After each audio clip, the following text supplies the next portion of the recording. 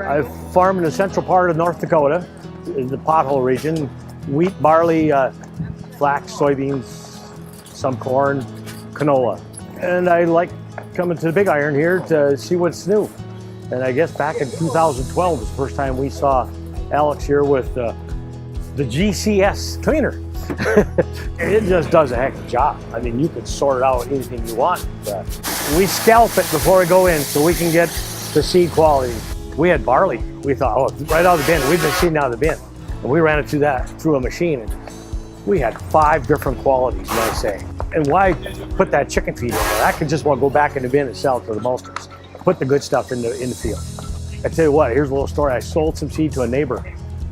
He looked at the seed when we were selling to him, and he said, "This is the cleanest seed I've ever bought." He couldn't find any fines. He thought it was. I thought that was pretty neat.